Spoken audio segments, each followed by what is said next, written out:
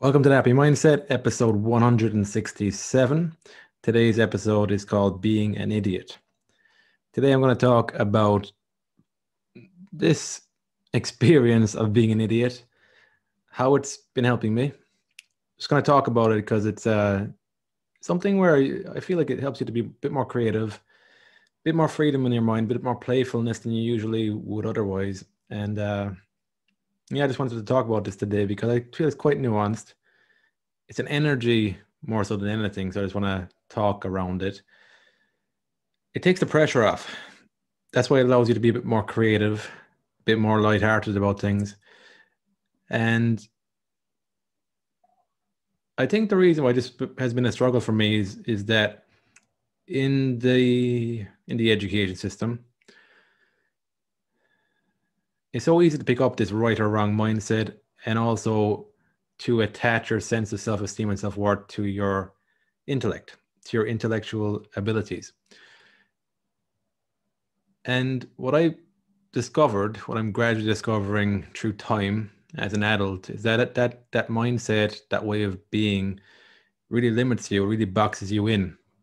I found that being an idiot, the counterintuitive thing, being an idiot actually allows you to express yourself more, to explore things more, to actually learn more, which in turn makes you more intelligent, but without the self-image of somebody who's smart. So what I learned from that self-image of somebody who's smart, or trying to be somebody who's smart, there's not great feelings through interactions with people. It's not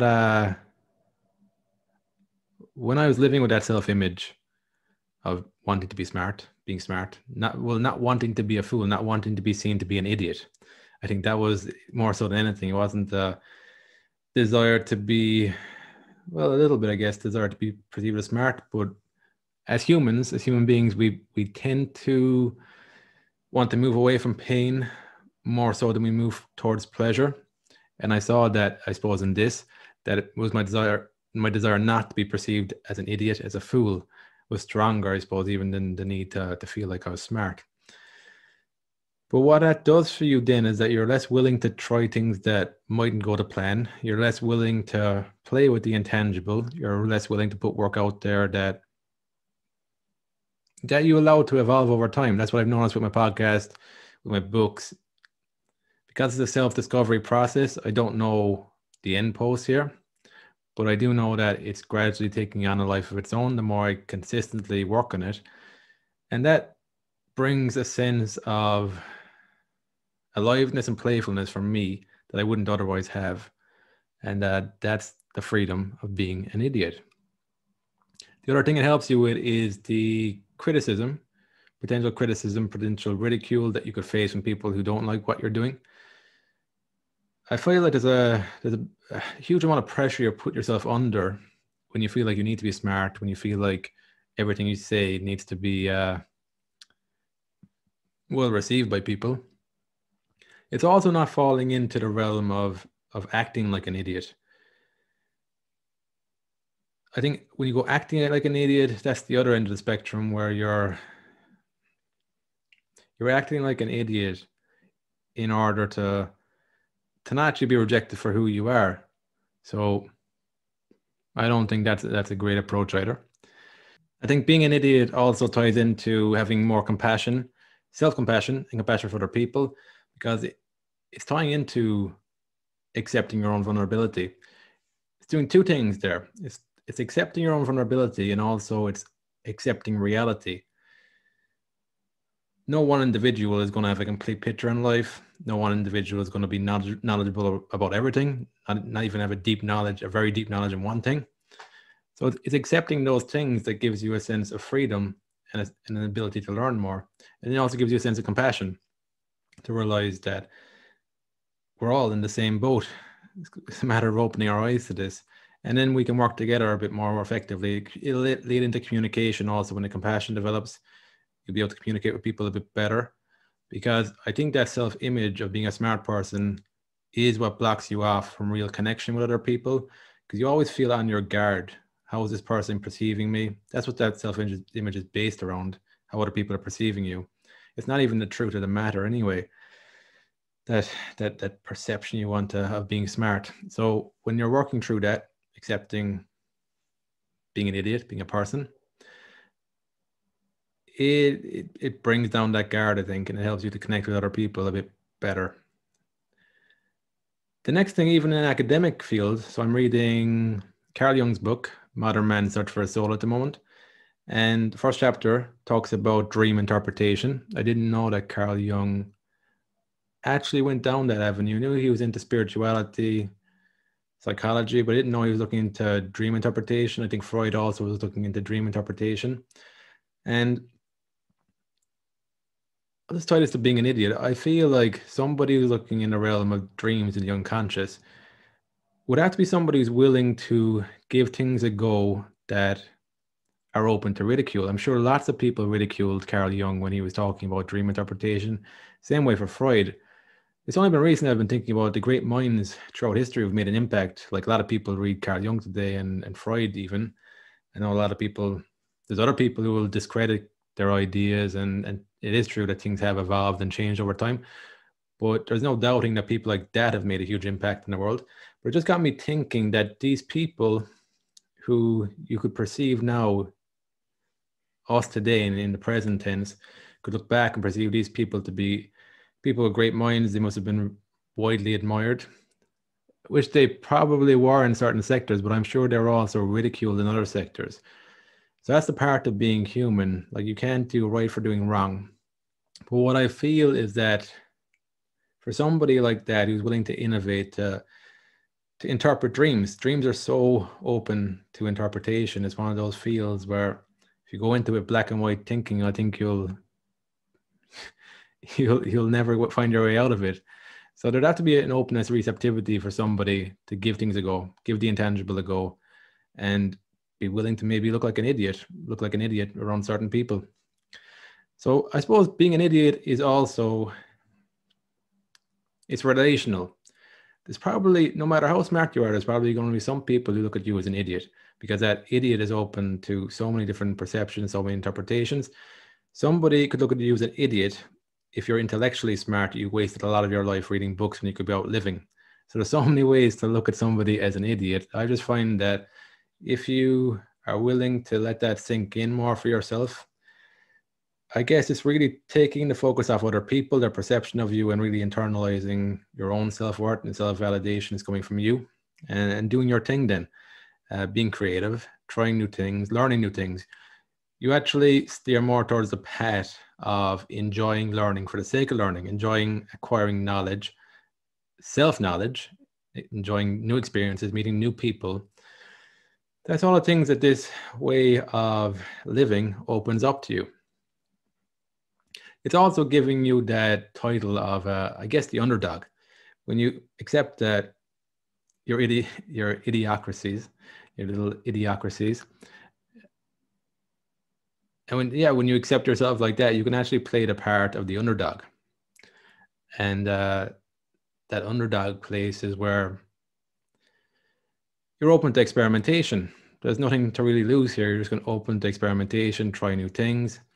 And that again, everybody loves the underdog. There's a lightheartedness and a playfulness to that, again, that you wouldn't get as the person who's like adamant about right and wrong, who's into black and white thinking, and who also guards what they have, fears for losing what they already have, rather than actually going out and breaking new ground on things.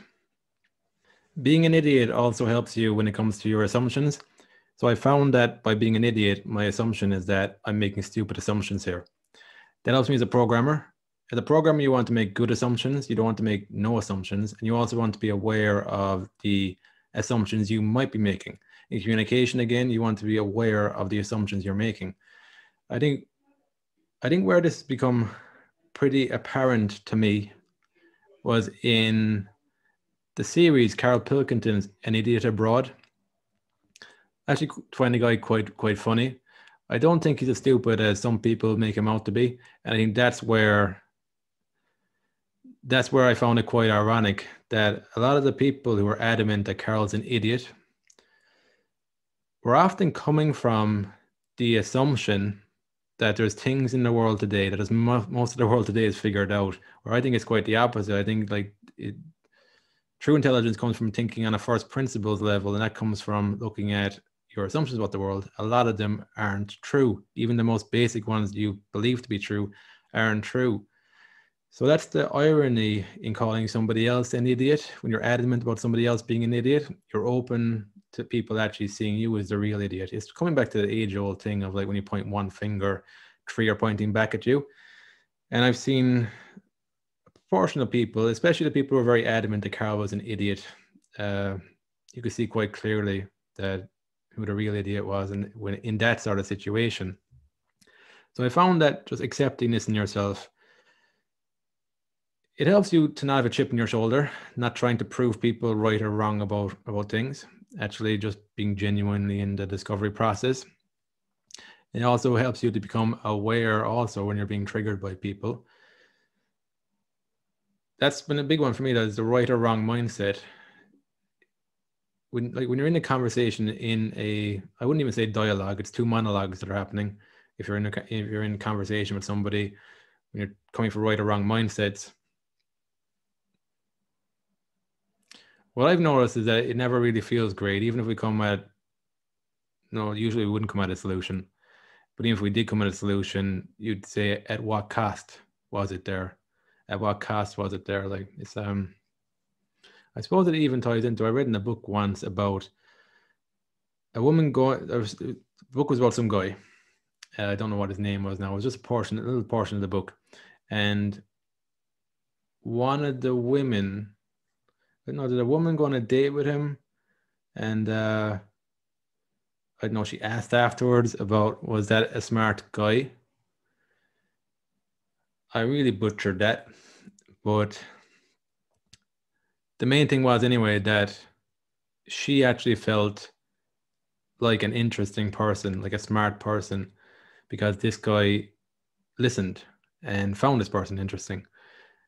That's the paradox you're dealing with also around being an interesting person, being an intelligent person.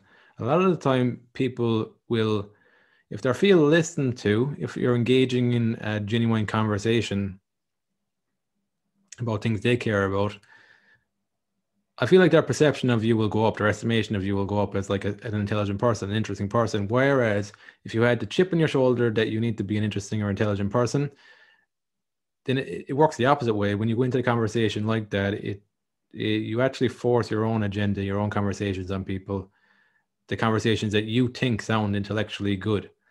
So it works quite the opposite way.